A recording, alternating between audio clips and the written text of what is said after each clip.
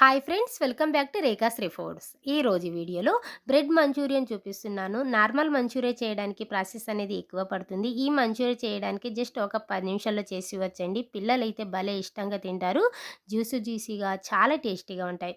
ఇంకా ఈ ప్రాసెస్ ఏంటో చూద్దాము. దీనికోసం ముందుగా ఒక బౌల్ తీసుకుని అందులోకి ఒక 3 బ్రెడ్ స్లైసెస్ వేసుకుంటున్నాను. చిన్నవైతే 3 వేసుకోండి, పెద్దవైతే 2 సరిపోతాయండి. వేసుకునే విధంగా చిన్న ముక్కలుగా తుంచుకొని వేసుకోండి. ఆ తర్వాత సన్నగా తురిమిన క్యాబేజ్ ఒక అరకప్పు, సన్నగా తురిమిన క్యారెట్ ఒక అరకప్పు వేసుకోండి. వీలైనంత సన్నగా తురిమి వేసుకోండి. ఆ తర్వాత ఇందులోకి చిటికెడంత సాల్ట్ని యాడ్ చేసేసుకుని ఇదంతా కూడా ఒకసారి బాగా కలుపుకోవాలి.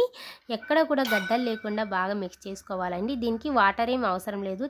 క్యారెట్లో ఉన్న వాటర్తోనే కరెక్ట్గా సరిపోతుంది కన్సిస్టెన్సీ అనేది. సో ఈ విధంగా బాగా మిక్స్ చేసుకున్న తర్వాత ఇప్పుడు వీటిని చిన్న చిన్న బాల్స్ లాగా ప్రిపేర్ చేసుకుని ఒక ప్లేట్లో తీసుకోండి. ఈ విధంగా అన్నీ కూడా రెడీ చేసుకున్న తర్వాత పక్కన పెట్టేసుకుని ఆ తర్వాత స్టవ్ మీద డీప్ ఫ్రైకి సరిపడా ఆయిల్ పెట్టుకోండి. ఆయిల్ బాగా హీట్ అవ్వాలి. హీట్ అయిన తర్వాత మంటని లో టు మీడియం ఫ్లేమ్లోకి టర్న్ చేసేసుకుని ప్రిపేర్ చేసుకున్న బాల్స్ అన్నిటిని కూడా వేసుకోవాలి. ఈ బాల్స్ వేసుకున్న తర్వాత వెంటనే గరిటె పెట్టకూడదు. 1 or 2 మినిట్స్ తర్వాత కలుపుకోండి. వెంటనే పెట్టారనుకోండి బాల్స్ అనేవి పగిలిపోతాయి. సో 1 మినిట్ తర్వాత ఇలా కలుపుకుంటూ ఫ్రై చేసుకోండి. అప్పుడే అన్నీ కూడా ఒకే కలర్లోకి టర్న్ అవుతాయి. సో ఈ విధంగా ఇదంతా కూడా మంటని మీడియం ఫ్లేమ్లో పెట్టుకుని చేసుకోవాలండి, లేదంటే మాడిపోయే ఛాన్సెస్ ఉంటుంది. సో ఈ విధంగా క్రిస్పీగా అయ్యి ఇలా గోల్డెన్ కలర్లోకి వచ్చిన వెంటనే తీసేసుకోండి. మరి ఎర్రగా అయ్యేంత వరకు వేపుకోవద్దు. బయటికి తీసిన తర్వాత ఇంకా కాస్త కలర్ చేంజ్ అవుతాయి. దీనికి చాలా తక్కువ ఆయిల్తోనే చేసుకోవచ్చు. చూడండి, చాలా తక్కువ ఆయిల్ అనేది పీల్చింది.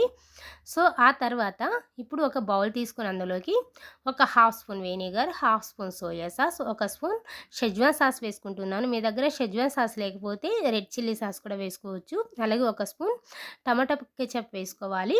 వేసుకున్న తర్వాత ఇదంతా కూడా ఒకసారి బాగా మిక్స్ చేసుకోవాలి.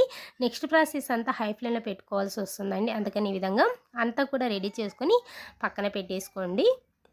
ఆ తర్వాత ఇప్పుడు స్టవ్ మీద ఒక ప్యాన్ పెట్టుకుని అందులోకి ఒక స్పూన్ ఆయిల్ వేసుకోండి. ఆయిల్ హీట్ అయిన తర్వాత సన్నగా తరిగిన అల్లం ముక్కలు ఒక స్పూన్, సన్నగా తరిగిన వెల్లుల్లి ఒక స్పూన్, చిన్న సైజు ఒకటి పచ్చిమిర్చి విధంగా సన్న ముక్కలుగా కట్ చేసుకొని వేసుకోండి. అలాగే సన్నగా తరిగిన ఉల్లిపాయలు ఒక 2 స్పూన్లు వేసుకోవాలి.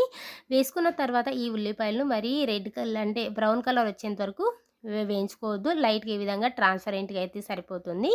సో ఈ విధంగా వేగిన తర్వాత ఇప్పుడు ఇందులోకి మనం మిక్స్ చేసుకున్న సాసెస్ని యాడ్ చేసుకోవాలి. ఈ ప్రాసెస్ అంతా కూడా ఇప్పుడు హై ఫ్లేమ్లో పెట్టుకునే చేయాలండి. చైనీస్ ఫుడ్ అంతా కూడా హై ఫ్లేమ్లో పెట్టుకుని చేస్తారు. అందుకనే వాళ్ళ దగ్గర అంతా టేస్టీగా ఉంటుంది. సో ఇదంతా కూడా ఒకసారి కలుపుకున్న తర్వాత ఇప్పుడు ఇందులోకి ఒక హాఫ్ టీ స్పూన్ మిరియాల పొడి, అలాగే చిటికెడంతా సాల్ట్ వేసుకోండి. ఆల్రెడీ సాసెస్లో కూడా సాల్ట్ ఉంటుందండి, చూసుకొని యాడ్ చేసుకోండి.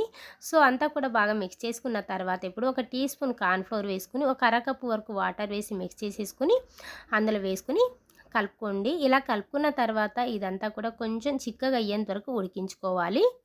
సో కన్సిస్టెన్సీ అనేది ఈ మాత్రం చిక్కగా ఉండాలి. అప్పుడే బాల్స్కి కరెక్ట్గా కోట్ అవుతుంది.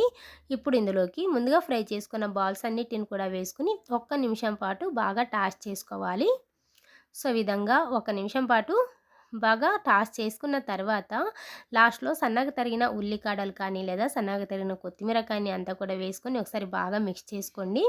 ఇలా మిక్స్ చేసుకున్న తర్వాత ఇప్పుడు వేడివేడిగా సర్వ్ చేసుకొని తినండి. జ్యూసీగా సాఫ్ట్గా చాలా బాగుంటాయి. చాలా ఈజీగా ఒక 10 నిమిషాల్లో చేసేసుకోవచ్చు. ఈ రెసిపీ నచ్చితే మాత్రం లైక్ చేసి అలాగే సబ్స్క్రైబ్ చేసుకోవడం మాత్రం అస్సలు మర్చిపోకండి. Thank you.